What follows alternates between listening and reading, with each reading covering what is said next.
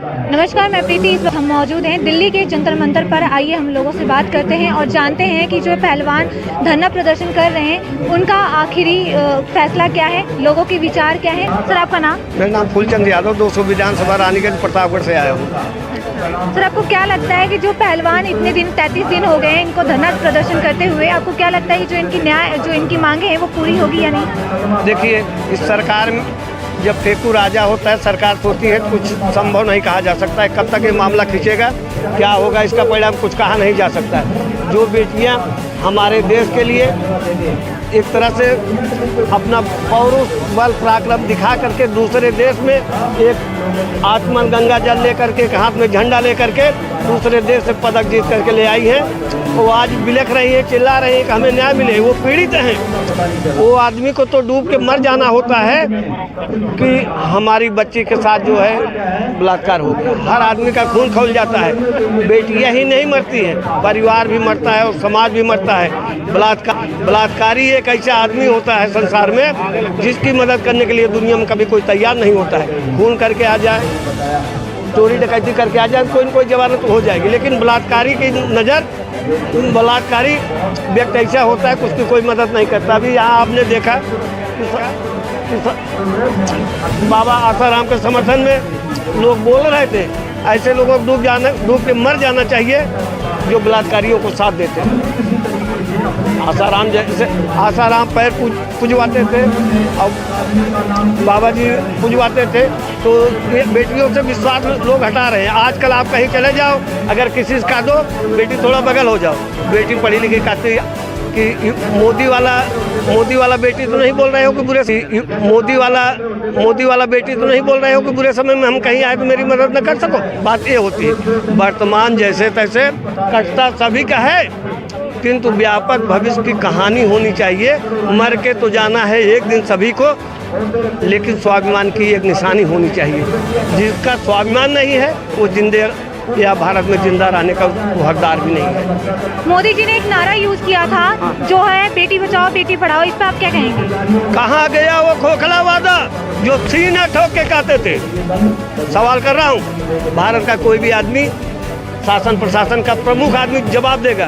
कहाँ गया वो खोखला वादा जो सीना ठोक के कहते थे बेटी बचाओ बेटी पढ़ाओ, झूठा वादा करते थे। और बताएं आप। ये लगातार धरना प्रदर्शन पहलवान कर रहे हैं। बृजभूषण कह रहे हैं कि मोदी जी बयान देंगे तभी मैं गिरफ्तार होऊंगा, इससे क्या कहेंगे? आजकल का उदाहरण सुनाऊं कि वर्तमान समय का आप ये सुन लीजिए। ये लड़कियां जो है लड़कियां नहीं हैं, भारत देश की धरोहर है, माँ बाप की धरोहर है, देश की एक पूंजी है। ये छुई मुई का पेड़ नहीं है जो छूते ही मुरझा जाएंगे। टंकारों से टंकार करेंगे, मोदी जी दिल्ली भी हिल जाएंगी। आप क्या समझ रही हैं? आपको क्या लगता है कि जो ये धरना प्रदर्शन है कब तक चलेगा? धरना प्रदर्शन कोई तय सीमा नहीं होती है। जब तक हर आदमी के स्वाभिमान जागेगा नहीं, गौरवशाली लोग सामने उभर करके आएंगे नहीं। ये बेटियां क्या, आने वाले समय में हर माँ बाप सोचेगा हम अपनी बेटी को सेना में भेज दें, खेल में भेज दें, या अच्छी एजुकेशन के लिए देश विदेश कहीं भेज देंगे।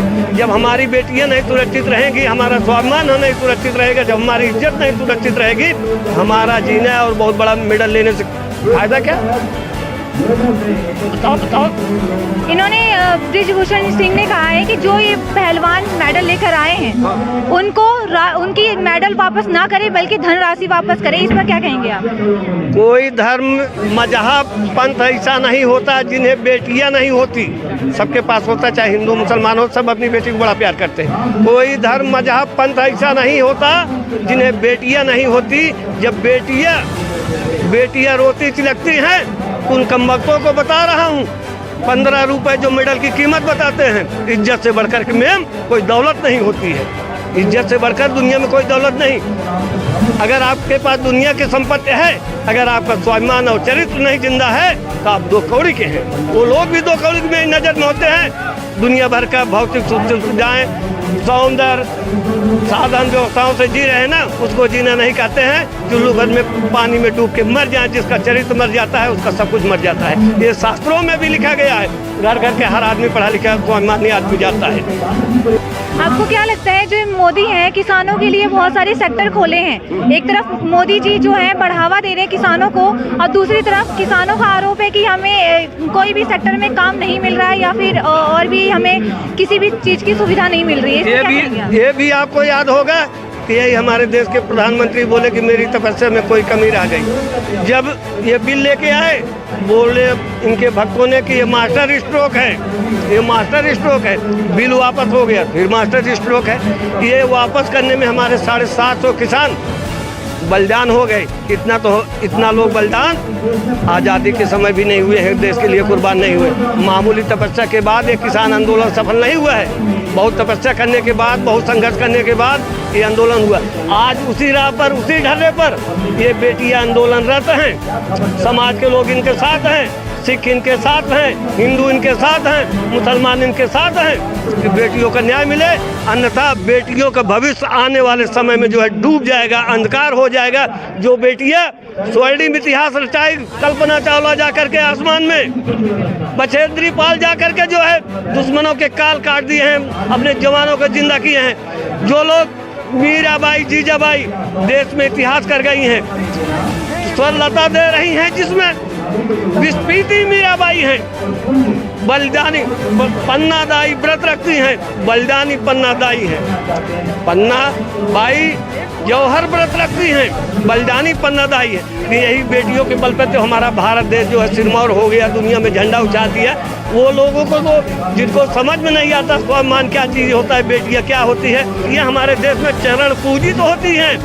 9 दिन तक दुर्गा के रूप में होता है, उनका आरती उतारा जाता है कि अगर ये बेटियाँ नहीं जीवित रही कि संसार छार हो जाएगा। मैम, संसार छार हो जाएगा। इनको बचाना जरूरी है, एक साथ होना जरूरी है, सबको एक साथ होना जरूरी है। अगर ये बेटियाँ नहीं बची, संसार छार हो जाएगा।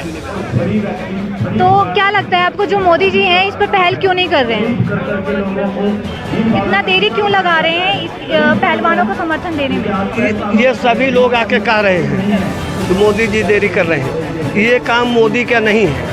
किसका लगता है? मेरी बात सुनो, ये काम मोदी का नहीं है कि अपराध हो रहा है तो मोदी हर कोर्ट पे आदेश ही देते रहे। ये काम मोदी का नहीं है। ये काम जो है हमारे कोर्ट का है, शासन प्रशासन का है। दर्ज हो गए हैं मुकदमे, सरकार उस पर त्वरित कार्रवाई करे। तो ये कार्रवाई करने में इतनी देरी क्यों लग रही है? काफी टाइम हो गया बृजभूषण सिंह को FIR दर्ज कराने में। ये लचर व्यवस्था का परिणाम है, ये लचर व्यवस्था का परिणाम है। मैं तो मोदी जी से भी कहा था इनको न्याय दिला दो, जब कर्नाटक चुनाव प्रचार कर रहे थे, इनको न्याय दिला दो, चुनाव प्रचार या भ्रमण करो। इनको न्याय नहीं मिलता है तो चुल्लू भर पानी में डूब मरो। इसलिए मैंने कई बार कहा कि जो है आप लोग जो है प्रखर होइए, अपने स्वाभिमान को जगाइए, अपने ओजस को जगाइए, एक साथ आइए।